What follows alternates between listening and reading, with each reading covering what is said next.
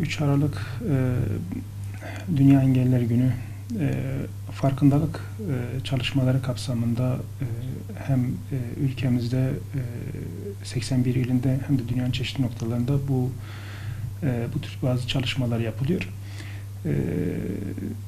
Yani yılda bir gün değil de her gün hatırlanması gereken, farkındalık oluşturulması gereken bir alan. Yani ama bir gün yoğun bir şekilde hatırlanıyor olması, onların işte sıkıntılarını dile getirme noktasında olsun, bir gün dahi olması iyi bir şey yani. Neler yapılabilir? Şimdi bu noktada aslında yerel yönetimlerin ilgi alanına giren bir konu bu. Ve hükümetin de yani idari kesiminde hükümetin de bu konuda ilgili bakanlıklardan vesilesiyle bu süreçleri yürütmeleri gerekiyor. Bunlar çok kapsamlı şeylerdir. Hem Aile Sosyal Politikalar Bakanlığı, işte Çalışma Bakanlığı olsun, Milli Eğitim Bakanlığı olsun, Sağlık Bakanlığı olsun, Spor Bakanlığı olsun, bunların Maliye Bakanlığı olsun, bu hususta çeşitli bazı çalışmalar yapıyorlar. Tabii eksik kaldığı noktalar da var bu konuda. Şimdi sorunlar kısmında açıkçası mesela Sağlık Bakanlığı kısmında çözgel raporlar var. Çocuk özel gereksinim ya da işte engelli raporu dediğimiz şeyin o belgenin alabilmesi için çok yoğun bir şekilde açıkçası hastane süreçleri yaşanıyor. Çok uzun sürelerde bu raporlar çıkarılmaya çalışılıyor. Normalde işte 3-5 gün içerisinde ya da bir hafta 10 gün içerisinde çıkarılması gereken raporlar bazen 2 ay, 3 ayı bulabiliyor. İşte ilgili hastanede personel eksiklikleri oluyor. İşte bazen uzman doktorların eksikliğinden kaynaklanıyor olabiliyor. Bu süreç uzuyor maalesef. Gitgide de engelli grubu çok yoğunlaşıyor ülkemizde. Dünyada da bu şekilde. Çocuklar işte eğitim alırken maalesef yetersiz bir sürelerle eğitim alabiliyorlar.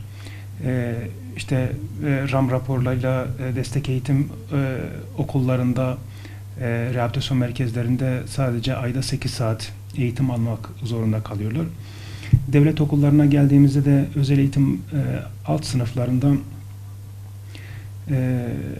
işte yeterli donanıma sahip olmayan öğretmenler tarafından, ücretli öğretmenler olsun ya da farklı alanlardan mezuniyeti olup bu hususta bu çocuklara eğitimler veriyorlar. Bunlar da sağlıklı bir eğitime sahip kavuşamamalarına neden oluyor.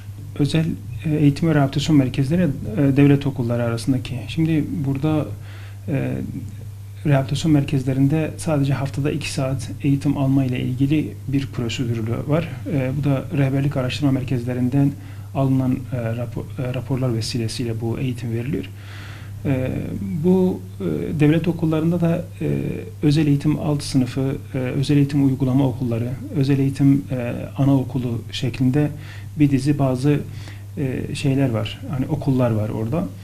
Tam zamanlı eğitimler görülüyor. Orada işte maalesef sıkıntılar dediğim şekilde uzman eğitimciler tarafından yani kadronun eksikliğinden ötürü çocuklar sağlıklı eğitime kavuşamıyor. Rehabilitasyon merkezinde de bir dizi sıkıntılar var. İşte sürekli personel değişikliklerinin olması maalesef çocukları olumsuz etkileyebiliyor bu husus. Yeterli donanımın bazen işte bu merkezlerde olmaması da bir sıkıntı. İyi kalifiyeli elemanın bulunamamasından ötürü sıkıntılar olabiliyor. Bunun için de gün ve gün sektörde yani ülke genelinde sektörde iyileşmeler var ama yeterli düzeyde değil. Hatırlaması konusu şu şekilde, üniversitelerde biraz daha ilgili alanlarda bölümlerin açılması ve hızlı bir şekilde bu tür alanlara öğrenci alınıp yetiştirilip ve sahada işte hem özel eğitim okullarında yani devlet bünyesinde hem de özel rehabilitasyon merkezleri bünyesinde daha çok işte istihdam edilebilecek kaynağın sağlanması gerekiyor.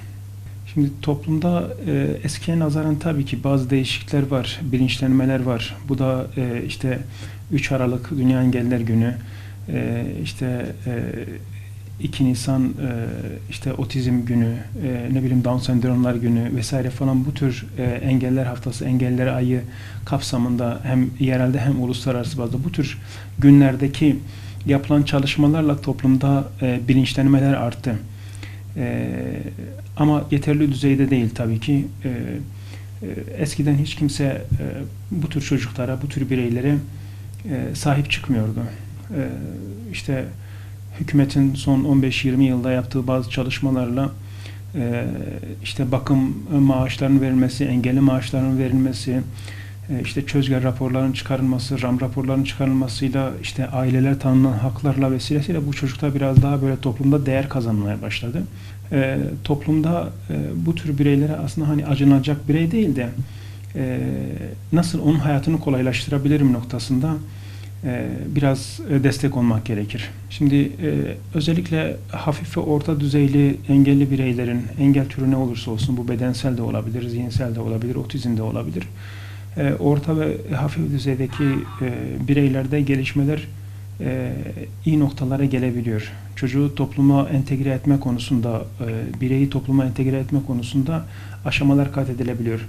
Ama işte ağır düzeydeki engelli gruplar maalesef hani çok fazla yapılabilecek bir şey olmuyor. Özellikle süreyen hastalıklar noktasında engellerle birleştiğinde biraz onu düzeltme noktasında sıkıntılar yaşanabiliyor.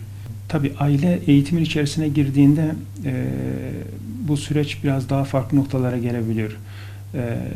Çocuğun eğitimi konusunda aile işin içine girdiğinde eğitimden alınan verim %80, %90'larda eğitim verim alınabiliyor. Ama aile bu sürecin içerisine dahil olmadığı zaman maalesef eğitimden öğretmen ne kadar iyi olursa olsun, okul ne kadar iyi olursa olsun alınacak verim %15-20'lerde kalıyor. En büyük öğretmen her zaman diyoruz ailedir. Özellikle de annedir diyoruz.